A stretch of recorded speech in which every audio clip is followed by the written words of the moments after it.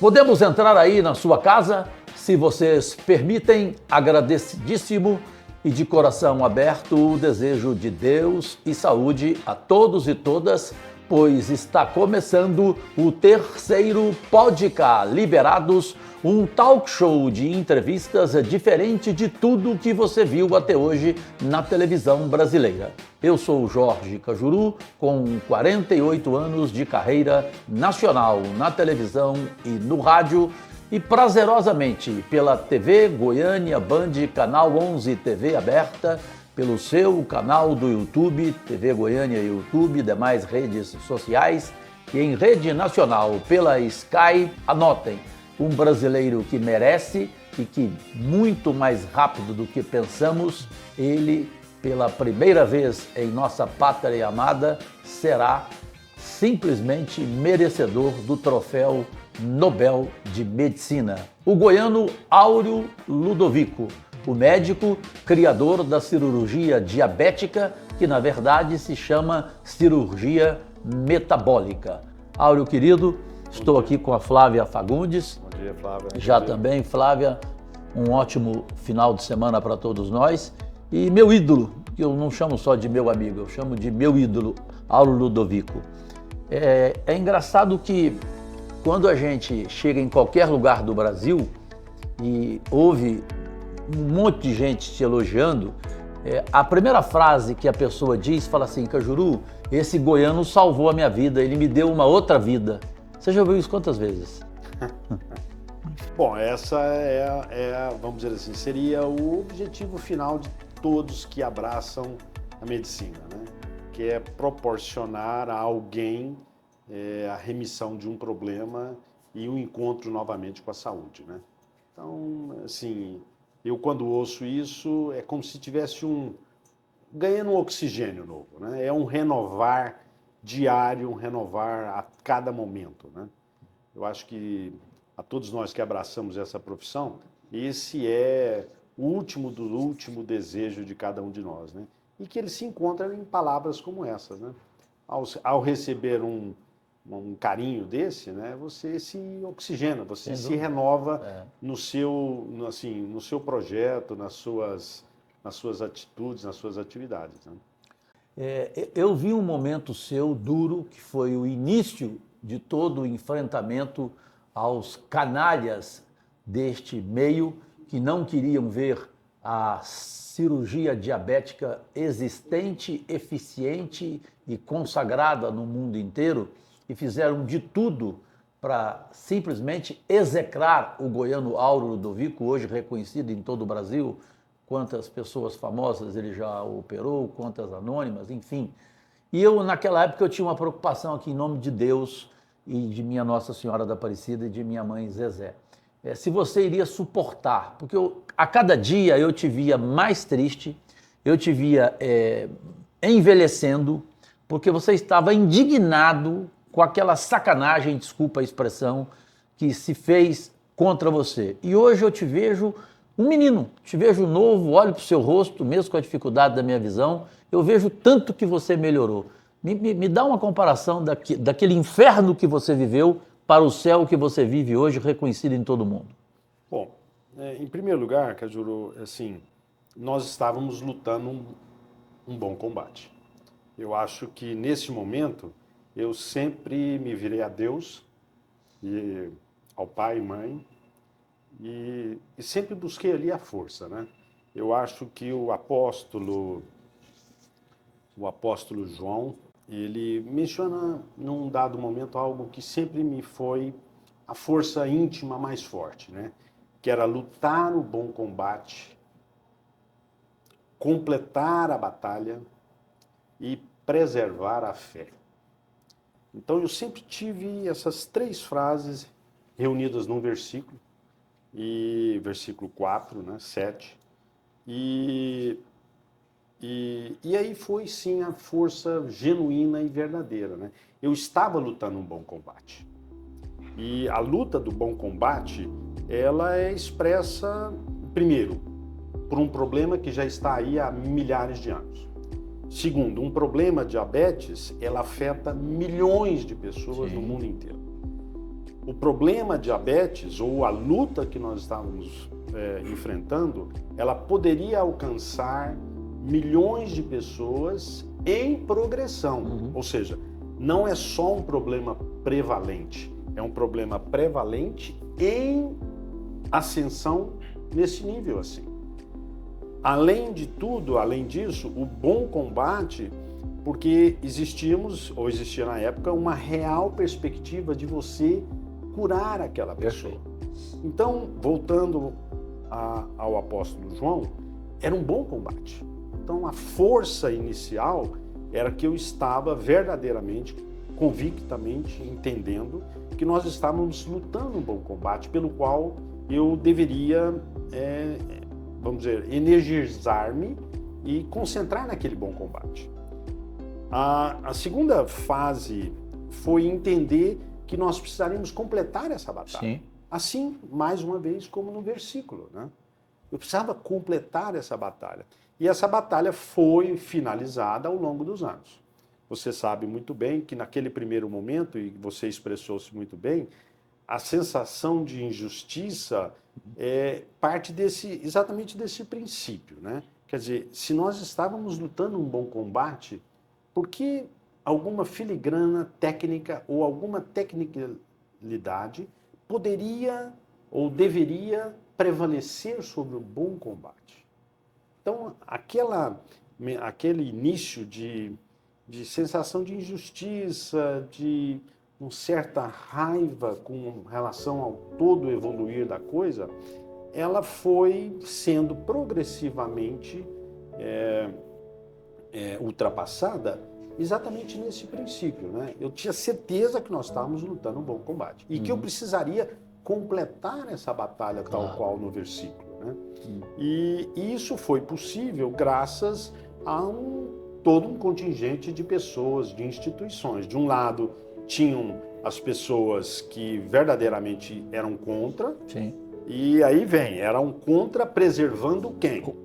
Preservando quem? Se eu sou contra, eu estou preservando o quê? Porque, entenda, em toda luta, nós estamos numa luta aqui, eu estou defendendo um combate e você defende o outro. Claro. Bom, o meu combate era expresso por uma frase simples. Bom, eu estou lutando por aquele enfermo diabético. Sim, eu quero salvar a vida dele. Exatamente. Você está lutando por quê? Ou aqueles que se opunham estavam lutando por quem?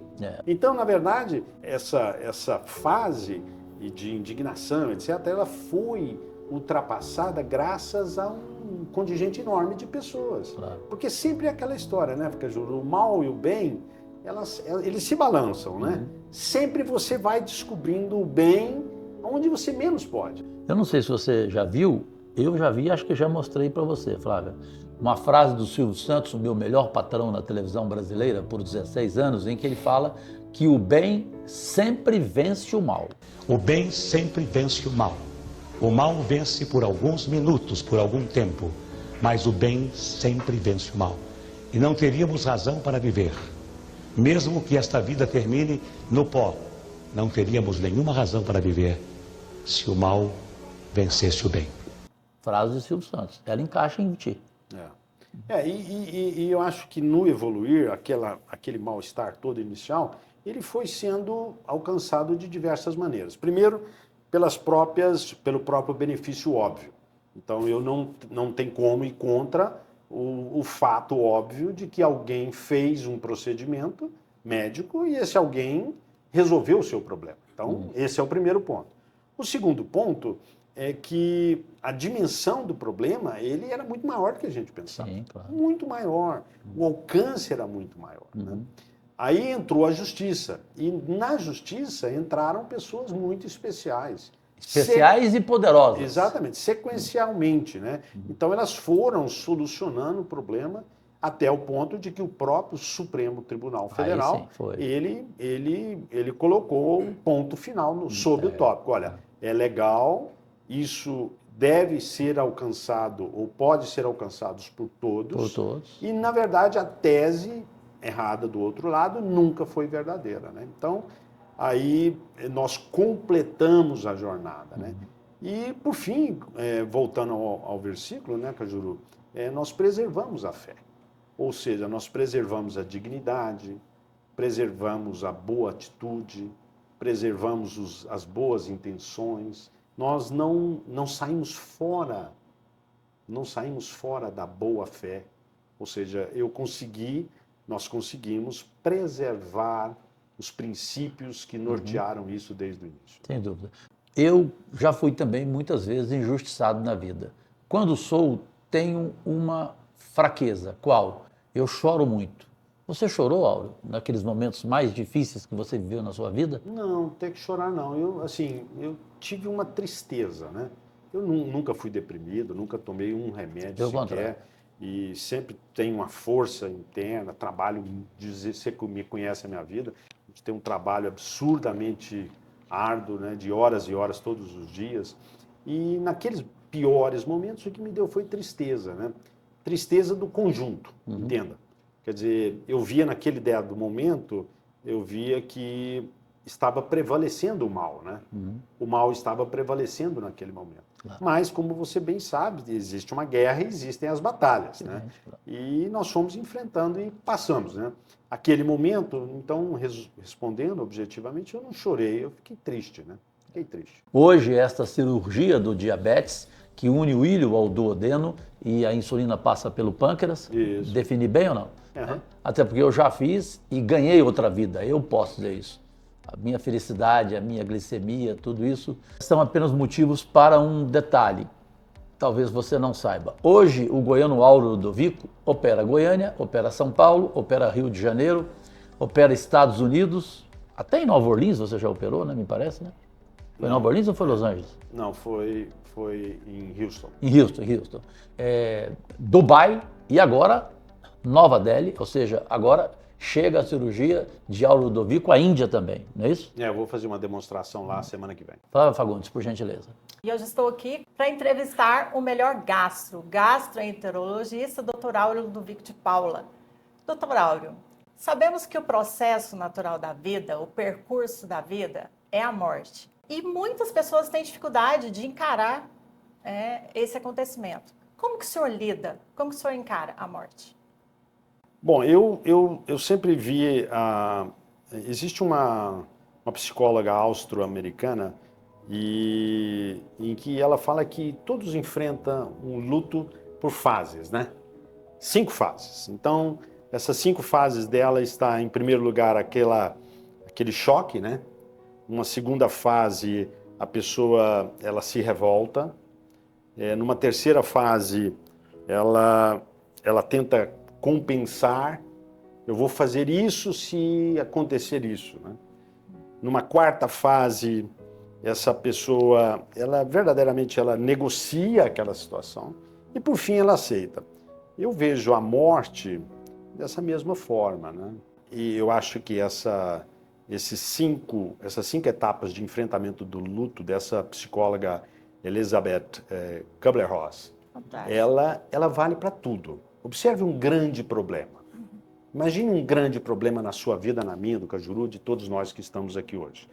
Você, naquele primeiro momento, você tem um choque. Na sequência, às vezes você deprime. Num terceiro momento, você tenta negociar, né? Eu vou de joelhos daqui até ali se acontecer isso, né? Num quarto momento, as pessoas elas se revoltam. Até que no final você aceita aquele destino, né? A morte, tal qual um grande problema, eu acho que ela passa por essas etapas. Ao enfrentar um luto no ponto de vista médico, você passa verdadeiramente também por essas etapas. Então, o luto em que você compartilha com uma família, compartilha com aquela... talvez a sensação, vamos dizer assim, difícil de você enfrentar, né? E você passa por aquelas etapas tanto quanto um problema pessoal. Eu já perdi pai, perdi mãe muito cedo na vida. E foram essas as sensações. E eu, ao enfrentar isso com as famílias, que eventualmente acontecem esses problemas, você, entendendo as etapas, você tenta ofertar carinho, ter misericórdia naquela situação, entendendo as etapas do enfrentamento. Né? Com tantas injustiças que você enfrentou, por criar uma cirurgia diabética que mais de milhões de seres deste país já passaram por ela e hoje agradecem, repito, por terem uma outra vida, em algum momento, doutor Auro Ludovico, o senhor achou que iria morrer? Primeiro, né, nós temos que entender que o diabetes, ele rouba anos e anos de vida de uma pessoa. Então, imagine você, nos melhores lugares do mundo, um indivíduo diabético, ele vive em média 15 anos menos. Então, imagina. Perde visão. Exatamente. Aquela pessoa, ela já tem a perspectiva de luto antecipada. Antecipado. Então, olhe bem, o enfrentar do luto já é terrível. Imagina você ter a perspectiva de enfrentamento do luto antecipadamente. Então, aquela pessoa, ela sabe que ela tem uma perspectiva de encurtamento da vida, numa média, vamos falar assim, grosseira, de 12 a 15 anos menos de vida um diabético vive nos melhores lugares do mundo, sob os melhores cuidados. Imagine você naquelas situações em que isso não é possível por N motivos. Né? Associado a isso, aquela pessoa tem a perspectiva não só de um encurtamento da sua vida, mas de um encurtamento da qualidade de vida. Diabetes, sabidamente, é a principal causa de cegueira, é a principal causa de falência de rins e diálises, é a principal causa de amputações, é a principal causa de doenças cardiovasculares, porque nós lutamos, na verdade, e o nosso último desejo é retornar àquela pessoa a perspectiva de um luto quando Deus quer, e não encurtando através da doença. E eu tenho certeza que você, do outro lado, vai gostar de uma discussão que pela primeira vez na televisão brasileira acontece neste terceiro Podcast Liberados, um talk show diferente de tudo o que você já viu na televisão brasileira. Hoje o convidado é o médico goiano consagrado em todo o mundo, Auro Ludovico, pela cirurgia do diabetes. E nós voltamos já. E vale a pena dizer que em março, uma revolução na televisão goiana com a nova TV Goiânia.